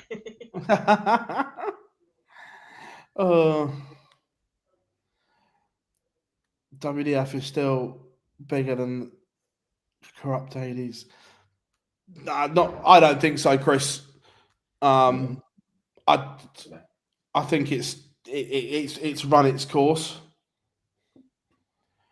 But I mean, they're all bigger than any ADC event. That's just not true. I was about to say that the Scottish Open, I've never heard anything good said about it ever. The Welsh Open isn't even in Wales. And their idiot organisers lost their main sponsor because of what was said to the sponsor's ambassador that was there. The Welsh Open isn't even in Wales. And the England Open this year is, I'm sure, is it England or the British Open, where it clashes with the ADC anyway. So, interesting. We're talking about qualifications and everything like that. Out of these 32 places, how would you break them down for this year's Worlds? What, for the PDC or what? Yeah. How are you breaking down where these places are going? Greatest Showman. So basically, I can say it now because it's out there. Matt Edgar was the mission, or still is the mission ambassador, played in the Scottish Open, and the organisers basically told him to fuck off. He's not back welcome, not realising he was the mission ambassador. Mission didn't sponsor the event again. Good old WDF and the BDO hasn't changed a thing. A certain darts website blog is absolutely bang on about it. We all know. The Swiss Open is in Cannes. Brilliant. He's being sarcastic. You said the England Open is in Cardiff. So yeah, out of these extra 32 places, where are you dividing them? How are you doing it? Don't know, 16 really. more to the Pro Tour. No, too many. Is not. If you're not going to pay, because that's the only other solution, by the way. If you're not going to pay first round prize money for the rest of the year, then they get an extra first round. It doesn't. Because the prize money in the World Championships, you get more of your tour to the World Championships. They earn more. Yeah, but that's their one final solution. Right? I don't necessarily agree with it, but that is their solution. So 16 to the Pro Tour. I'd go 2 more to the Women's Series, 2 more to, or 1 more to the Women's Series to make it around 4. A couple more to the Dev Tour positions, not necessarily just the World Youth Champion and whatever else. I'd give a couple off the Challenge Tour. And then a couple more affiliate nation spots, whether that be new affiliates or whether that be existing ones just with an extra spot. And then you keep 1 back for the highest ranked Max Hart. That was a lot of work for that punchline, but you keep. I think 8 more for the Pro Tour. I think will be fair. I think it will be 8 as well. Yeah. The worry is you've got 24 more spots. Yeah. Not very good quality when everybody's starting in round 1. Yeah, but you get that in the tennis, and people still watch it as long as everyone starts in round 1. If they start them all in round 3, then if they start the top 32 in round 3, then I agree with you that it looks shit. But if they start them all in round 1, they're going to be playing the big boys, so it means they're going to get the revenue anyway, so it don't matter. Like the only reason why it's gone to 128 is because Sky want more content. That's how it works, and the PDC want more money. You know, so I think that 24 extra spots will go to the international qualifiers. Maybe a couple more on the challenge, a couple more on the dev, a couple more on the women's series. You know, a couple more for the affiliate tours, and then keep a couple more back for the tour card holder qualifier. Make it a tour card shootout. I like it. Maybe the highest ranked player from the World Cup sides. I don't know. The ones who you can't put 16 in from the Pro Tour, in my opinion, because then it just dilutes the Pro Tour more. I think it will be 8. I think 24 will then get allocated. Yeah. I think we'll have an extra couple from the Challenge Tour, an extra couple from the Dev Tour. The Women's Series as well, I think, will get more places. Yeah. Just as a backup. Well, one of those places will go to the Australian Premier League, because that's a new spot as well for the Worlds. Yeah, that is guaranteed a World spot. I already know that one. What's that? That is guaranteed a World spot. Yeah, that's what I mean. So that's I imagine the China Premier League winner as well will probably get a place. Zhong. Yeah. More on the Asian Tour. They'll probably get 8 on the Asia Tour, which I think would be good, because the Asia Tour for me is probably, alongside the CDC, they both deserve more placings. Josh asks, what's the difference between the Dev Tour and the Challenge Tour? Dev Tour is for people who are under 25. Challenge Tour is for not, and they can't be PDC affiliated players. To be fair, we'll open up question time as well. And yeah, look, James, I don't dislike that. 8 Pro Tour, 2 Challenge Tour, 2 Dev Tour, 1 Women's Series. The only counter I'd make to that Women's Series one is I'd actually have it in the rules that if Bo neglects or rejects their place, that place goes down the order of merit and not to the PDPA qualifier. So we are guaranteed 4 ladies at the World Championships. For me. Totally agree.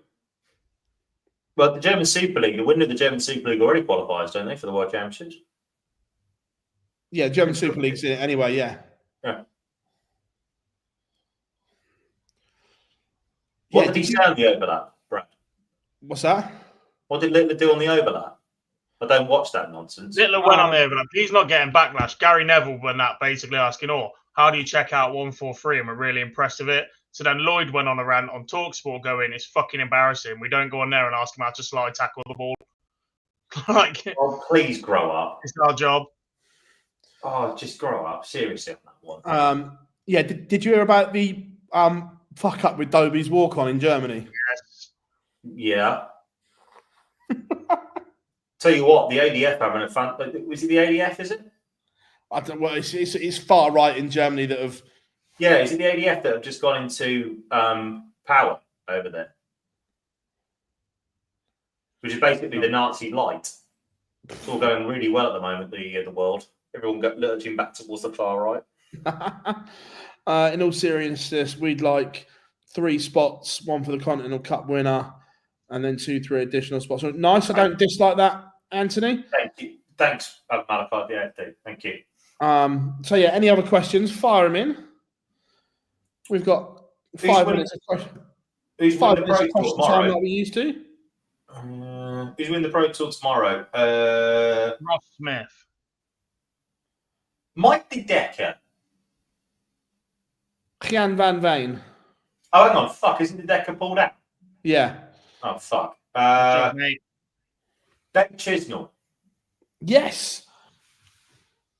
Devon is back at the World Cup. The African Warrior will be competing in Frankfurt. Congratulations to Dev. Are you putting out episode 200 on the Tuesday for the next Euro Tour? Well, that's an interesting one. No, we are still going to do it on the Monday, and we will keep you up to date with the Euro Tour whilst we are talking darting nonsense on episode 200. I'm going to ask you on a live question. This: how the feck are you getting back from Holland? Sorry, from Holland. How the feck are you getting back from Las Vegas so quickly? I can't go because my old man's having an operation on the Friday. Oh, I'm sorry to hear that, mate. That's right. It's not a problem. We've had a date through that. He's having his heart operation on the Friday. Sorry to hear that, mate. That's right. We've known. It's not a thing. I've known it's been coming for, but we finally got the date last week. Bit of live prepping there. Sorry about that. But yeah, no, I'm gutted about that, pal. I know you're looking forward to going to Mania. Yeah. But I just can't leave the old man. I can be safe travel distance, but the other side of the world. Bit much. Yeah. Fair enough. Sorry, you're still allowed near schools for another year, so. I arranged already that he's allowed to be near in the office. Apparently, the office is so close to school. Mustn't check the DBS. The new seniors tour seemed to go the week. I didn't see any of it, if I'm being honest, because the Euro Tour was on. I had a look at the odd result. The standout, despite the fact that Huntley and Hogan and a couple of others went deep or picked up events, Nigel Hayden still throws a mean dart. Lots of mid-90s averages in there. Definitely one to be keeping an eye out. Yeah. Mace should be in there with the amount of it he was throwing at the weekend or the midweek. That was mental, the numbers that Mace was putting in. WrestleMania was in Vegas, but don't worry, we will be up watching it, Jar, no doubt. Can't wait. It's over Easter weekend as well. And Roisin's parents are over for the weekend, so it means that I don't have to worry about getting up for the kid. Yay! Oh, yeah. Right? What? Obviously, I'm not going to say what's in the chat room because it will get probably flagged by YouTube. But how the hell did that bloke get in on the Euro Tour? And how the hell did they put it on the screen? I mean, to be fair, the Euro Tour DJ is dropping F-bombs at 3 o'clock on a Friday afternoon. They don't give a shit. Yeah, but still. They don't give a shit. Did you see the pairs 9 data this weekend in the German Premier League? No. Streamed as well. Marvin Gemein and Nicholas Zollner, Dart Team Cologne, or Cologne, however you want to pronounce it. 9 data in the first division, 177, 180, 144. Smells nice there, to be fair. But like the opposition, like as the first 2 trebles go in for the 144, all 3 of the players behind are like with their hands in the air. Like that last joke flew over your head, didn't it? I didn't hear what you said. I said it smells nice there. Oh. Thank you. Cheers, guys. Thank you very much. Yeah, Mr. Bars is having a heart bypass. Yeah. Well, we've got a minute left.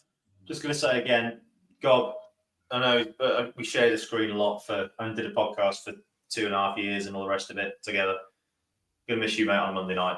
It's going to be a real shame to see you go, pal, but you've done very well to live with Phil Bars for the best part of 4.5 years on a Monday. I could only last an hour. I could only last a year. So, hold on.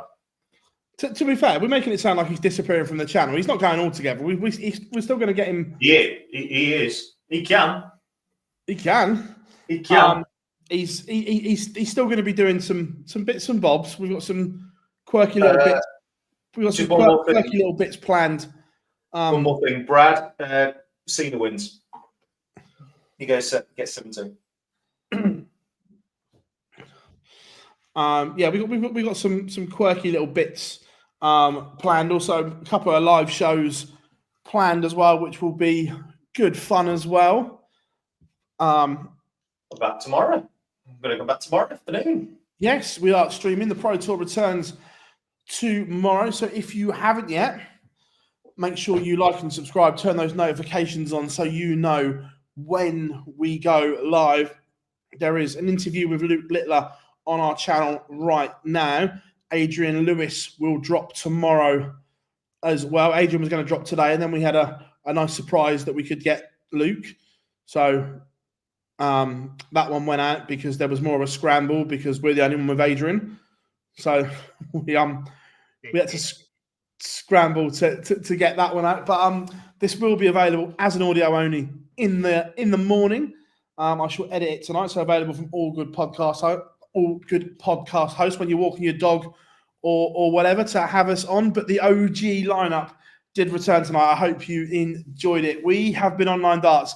I've been Phil Bars, Jack Garwood, Jarlath Eaton. We are signing out for another episode, and we will see you all very, very soon.